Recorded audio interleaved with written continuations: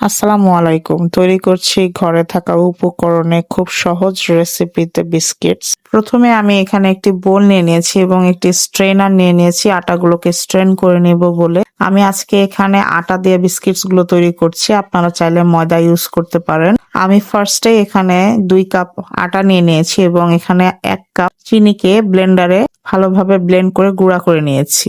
ব্লেন্ডারে গুঁড়া করা 1 কাপ চিনিকে ওইখানে নিয়ে এখন খুব ভালোভাবে স্ট্রেনারের সাহায্যে সবগুলোকে স্ট্রেন করে নেব যেন কোনো লাম্পস না থাকে সেদিকে খেয়াল রাখতে হবে।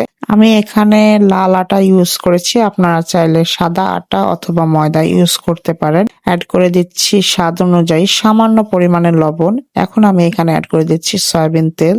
ফার্স্টে অ্যাড করে দিলাম সয়াবিন তেল 1/3 কাপ। এখন খুব ভালোভাবে আটা ময়ান দিয়ে নিচ্ছি।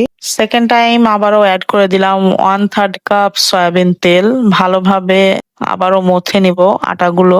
যারা আমার চ্যানেলটিতে সাবস্ক্রাইব করেননি তারা আমার চ্যানেলটিতে সাবস্ক্রাইব করে পাশে থাকা বেল বাটনের অল অপশনে ক্লিক করে দিবেন পরবর্তী নোটিফিকেশনের জন্য। এই পর্যায়ে খুব ভালোভাবে আটা মেখে নিতে হবে।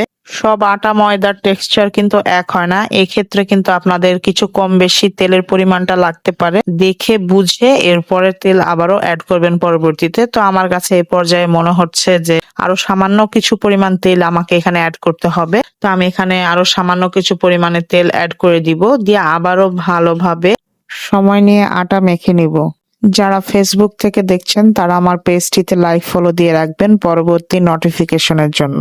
এ পর্যায়ে ভালোভাবে আটা মেখে নেওয়া হয়ে গিয়েছে। এখানে আমি এখন আপনাদেরকে দেখিয়ে দিচ্ছি কিভাবে আমি বিস্কিটসের শেপ দিব। তো এ পর্যায়ে একটি পার্চমেন্ট পেপার নিয়ে নিয়েছি। এই পার্চমেন্ট পেপার দিলে এক্সট্রা করে কোনো তেল ব্রাশ করা লাগে না। ট্রেতে আপনারা বেক করবেন, ওই ট্রেটাতে বিস্কিটগুলোকে পার্চমেন্ট পেপারের উপরে বিছিয়ে দিবেন। তো আমি এখানে একটু ডিজাইন করে নিচ্ছি। আপনারা একটু স্ক্রিনে লক্ষ্য করলে বুঝতে পারবেন যে আমি কিভাবে ডিজাইন গুলো দিয়ে নিচ্ছি। আপনারা আপনাদের পছন্দ অনুযায়ী ডিজাইন দিয়ে নিবেন। যে কোনো শেপে আপনারা বিস্কিট গুলো তৈরি করে নিতে পারবেন, এতে করে কোনো প্রবলেম ফেস আপনাদেরকে করতে হবে না ইনশাল্লাহ।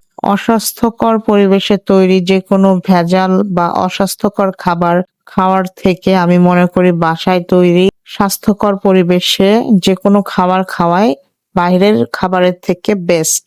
তবে হ্যাঁ, ভালো খাবার খাওয়ার জন্য কিন্তু একটু কষ্ট করতেই হবে, না হলে আসলে ভালো খাবারটা বাইরে থেকে কতটা তারা স্বাস্থ্যকর পরিবেশে তৈরি করছে এটা নির্ভর করে খাবারের উপরে। আটার ডো তৈরি করার সময় কিন্তু এখানে কোনো প্রকারের পানি আমি ইউজ করিনি।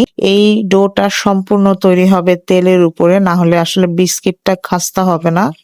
বিস্কিট গুলোকে শেপ দেওয়ার সময় অবশ্যই খেয়াল রাখতে হবে বিস্কিটের চারি সাইডে যেন ক্র্যাক না থাকে, যতটা সম্ভব ক্র্যাক গুলোকে বুঝে দেওয়ার জন্য। তো আমি এখানে এ পর্যায়ে দেখিয়ে দিচ্ছি যে আমি একটু উপরে কালো জিরা দিয়ে নিচ্ছি। আপনারা এটা অপশনাল, ইচ্ছা হলে দিতে পারেন, আবার স্কিপ করতেও পারেন, অথবা আপনারা এই কালো জিরার বদলে যে কোনো ধরনের বাদাম ইউজ করতে পারেন ডেকোরেশনের জন্য। তো এ পর্যায়ে সবগুলো আমি দেখিয়ে দিলাম যে আমার তৈরি করা হয়ে গিয়েছে। আমি ওভেনে এখন দিয়ে দিয়েছি 180 ডিগ্রি সেলসিয়াসে। আমি ফার্স্টে 30 মিনিটের জন্য রেখেছিলাম এবং আমি কিন্তু মাঝে মাঝে চেক করেছি, কারণ বিস্কিট গুলো কিন্তু ওভেনে যদি সঠিক টাইমার সেট না করা হয় তাহলে কিন্তু পুড়ে যেতে পারে। এ পর্যায়ে ওভেন থেকে আমি বের করে নিয়েছি। আমার বিস্কিট গুলো তৈরি হতে 20 মিনিট সময় লেগেছে। আপনাদের কম বা বেশি লাগতে পারে, কারণ সব ওভেনের তাপমাত্রা কিন্তু এক না, এটা মাথায় রাখতে হবে। সেম প্রসেস ফলো করে সবগুলো বিস্কিট তৈরি করে নিয়েছি। এ পর্যায়ে সার্ভিং ডিশে আমি আপনাদেরকে সার্ভ করে দেখিয়ে দিচ্ছি। বিস্কিট ঠান্ডা হয়ে গেলে এয়ারটাইট কন্টেনারে করে আপনারা সংরক্ষণ করতে পারবেন 15 দিনের মতো ইনশাল্লাহ।